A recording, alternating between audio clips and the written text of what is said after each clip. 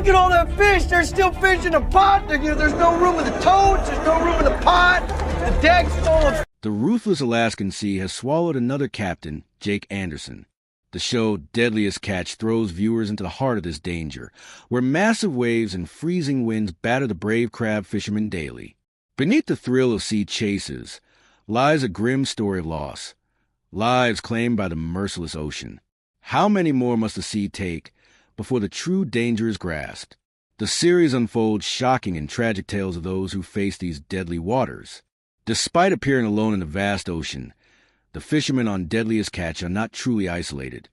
The sea is crowded with hundreds of boats, all competing fiercely to catch as many crabs as possible. This tough competition, often hidden from viewers, drives businesses to push harder for profit.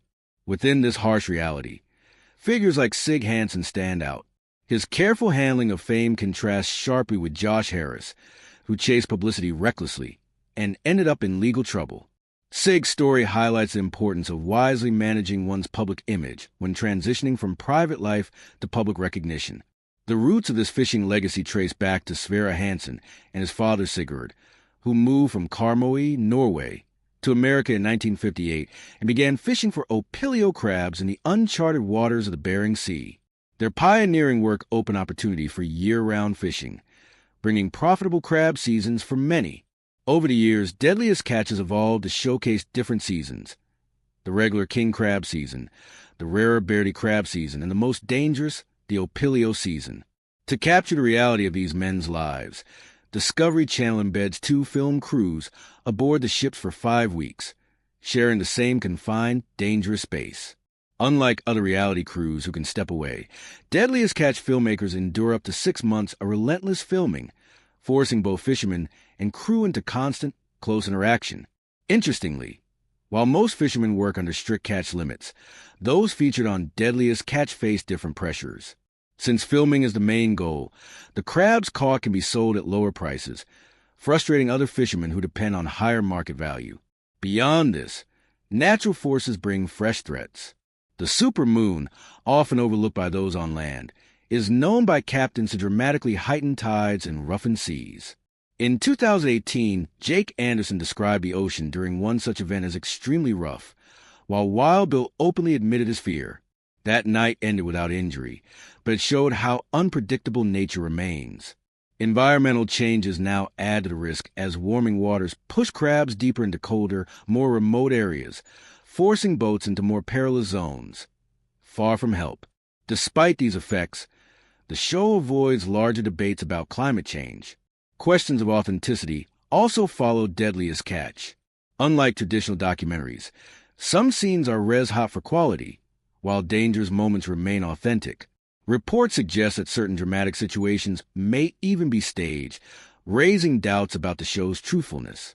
This balance between storytelling and reality leaves viewers wondering whether entertainment takes priority over facts. Beyond the cameras, the lives of fishermen are shaped by deep struggles.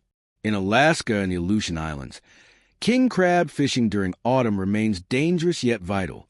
Surprisingly, despite the global demand, local Alaskan workers earn very little, some making less than $7,000 a season, while out-of-state crews take home far greater sums. The Alaska Film Office revealed a stark wage gap. Only 8 Alaskan workers share modest earnings, while 35 non-residents collectively earned $1.3 million. This disparity is compounded by state subsidies. In one season, the government provided $691,000 in incentives, while production expenses for food, accommodation, and shipping totaled over $500,000.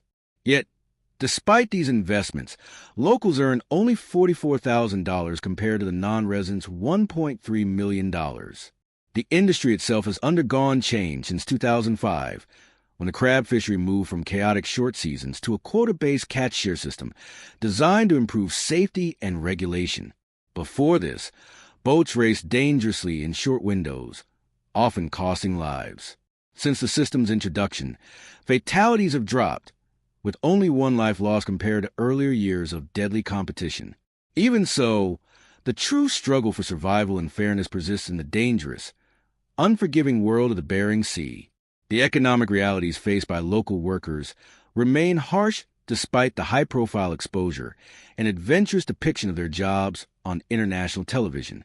While Deadliest Catch draws in viewers and profits with its thrilling portrayal of crab fishing, the locals whose lives and labors fuel the series continue to endure financial hardships. This imbalance highlights a larger issue. Much of the profit generated from showcasing the rugged life of Alaskan fishermen flows outward to external stakeholders, leaving the actual fishermen with little reward. As the show broadcasts the severe conditions and daring risks of crab fishing, the economic disparities beneath the surface remain largely hidden, overshadowing the true struggles of those braving the cold winds and icy waters for meager pay. Crab fishing in Alaska is notoriously dangerous, with a death rate reported to be 80 times higher than the average job. At its worst, one fisherman was said to lose his life each week during peak seasons. Yet, improvements in safety standards are credited to industry changes. Veteran fisherman Bill Prout points to advancements, such as the ability to choose safer weather for fishing as life-saving progress. Similarly, Lance Farr, a third-generation crabber, highlights how managing sleep deprivation has improved conditions, crediting the Catch Share program for making profession safer. Longtime crabber Cale Garcia even remarks that the real-life risks have been so reduced that much of the danger now seems reserved for television dramatization, marking a shift from one of the most perilous jobs to a relatively safer one. The fishermen have also organized under the Alaska Bering Sea Crabbers, an association advocating for safety and sustainability across the Bering Sea and Aleutian Islands. Through collective action, they work to secure better standards and safer conditions for their members. Meanwhile, Deadliest Catch continues to captivate audiences worldwide, tailoring its narration with different voice actors for various regions. Mike Rowe in the United States, Bill Petrie in the United Kingdom, and Nasar Balkan in Malaysia. This localization strategy strengthens its global appeal, ensuring that behind every filmed wave, viewers connect with stories of grit and endurance. Filming itself presents unique challenges. Harsh seas frequently damage cameras and equipment, and each season produces around 30,000 hours of footage, which editors condense into coherent episodes. The process demands immense effort and resilience from production crews, reflecting the same toughness required of the fishermen they film. The portrayal of crab fishermen thus highlights their dual reality: fearless adventurers confronting treacherous seas while also benefiting from improved safety practices. Yet, the show relies heavily on dramatic storytelling. Producers often craft a formula of good versus evil, introducing a villain each season to heighten tension, even though all fishermen ultimately pursue the same goal: crabs. Characters are shaped and molded for narrative effect, such as Captain Keith Colburn, initially cast as a villain, and later Elliot Neese, who became Deadliest Catch's public enemy number one. The drama extended beyond the boats as well. The Hill Strand brothers, once popular figures, exited the series after a legal battle with Discovery Channel following their spin-off project Hill Stranded. What began as a promising venture ultimately unraveled into conflict, underscoring the uneasy relationship between reality and entertainment in the world of Deadliest Catch. Problems during the editing phase of Deadliest Catch led to a serious conflict when Discovery requested the Hill Strand brothers to return for additional voiceover work. The situation escalated into a $3 million lawsuit, prompting both brothers and their colleague, Captain Sig Hansen, to leave the series. Elliot Neese's story further reflects the blurred lines between the show's drama and real life. Known for his aggressive behavior, Neese contributed significant tension during his 5 seasons on the show. His abrupt departure in season 11 puzzled viewers, until it was revealed he was battling addiction and had entered rehabilitation. Despite periods of sobriety, Neese suffered relapses, and in 2022 he received a 30-month prison sentence for involvement in drug trafficking. Audience reactions to his struggles have been mixed, with some offering sympathy, while others view his repeated troubles as a steady downfall. His story highlights how the pressures of reality TV fame can have lasting consequences on individuals long after the cameras stop rolling. The series itself has also been touched by tragedy. Joseph McMahon, a director of Deadliest Catch, was fatally shot outside his home in a shocking incident that left many unanswered questions. Another heartbreaking loss was Nick McGlashan, a crew member of the Summer Bay who appeared in 78 episodes. Despite beginning his fishing career at age 13, his lifelong battle with addiction culminated in his death from an overdose in a Nashville hotel at just 33 years old. His passing devastated both his family and his fans, with tributes pouring in from Captain Bill and McGlashan's sister Lydia.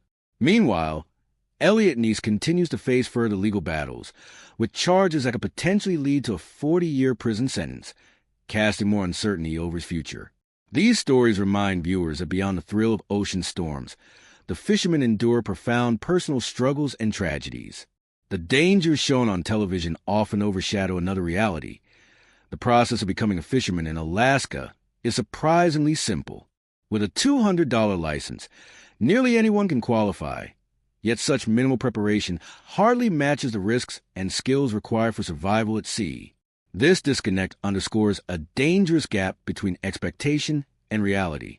While the Discovery Channel presents captains like Sig Hansen as hardened adventurers, his own health struggles reveal the toll of the profession.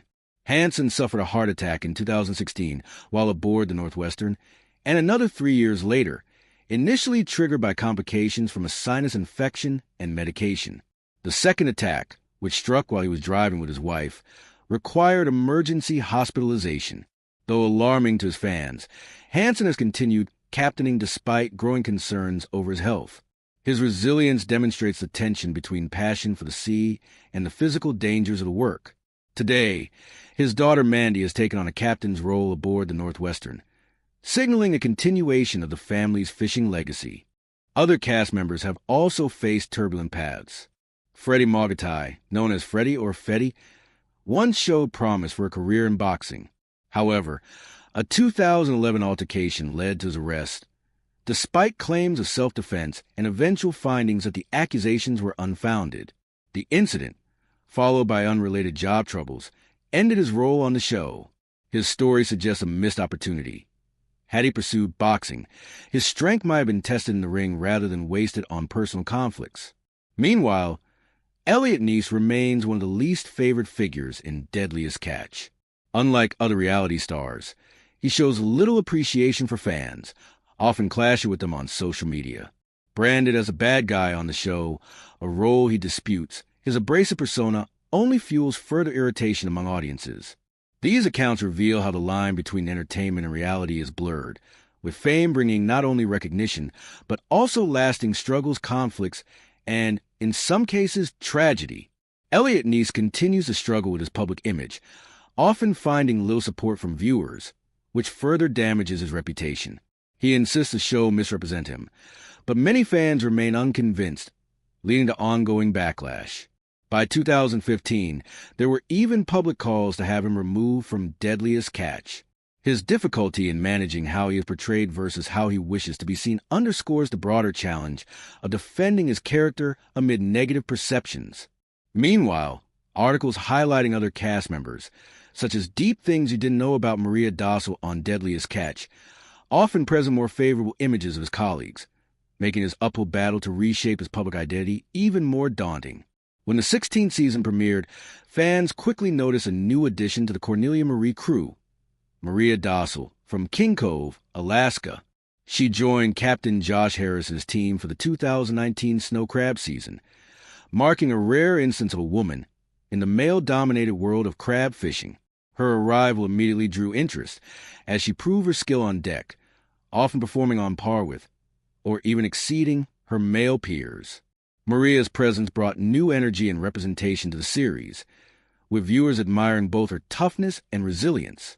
Beyond her professional role, her personal life intrigued fans as well. She was dating another fisherman at the time, adding a layer of human interest to her journey. Maria's fishing career began in June 2015 as a deckhand on the F/V Pacific Quest. Identifying herself as an adventurer on social media, she embraced the challenges of the sea, later transitioning to the F/V Nicholas Michael in 2017. Her move caught wider attention during the show's premiere episode that season, when Captain Josh Harris recruited her for the Cornelia Marie.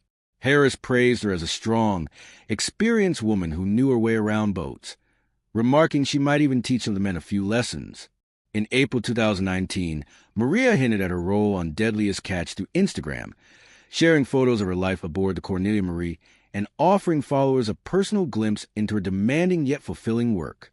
Though Maria tried to keep her personal life private, fans followed her relationships closely. She was first linked to fellow fisherman Ryan McDonald for over a year before the couple split around the time she joined the show. Shortly after, she began dating Mark Schwantz, who, unlike Ryan, was a fisherman but shared her love for nature. Their relationship blossomed, and in 2020, the couple welcomed a daughter named Hazel. Like many public figures, Maria's romances and milestones became part of her public narrative, with each new chapter drawing attention and keeping fans engaged. Her story blends the grit of fishing in Alaska with the emotional depth of personal growth, family, and love, making her one of the most compelling figures to emerge in recent seasons. With the sea's dangers always looming and captains sometimes lost to the Alaskan waters, fans are left wondering how much of Deadliest Catch is real and how much is simply entertainment.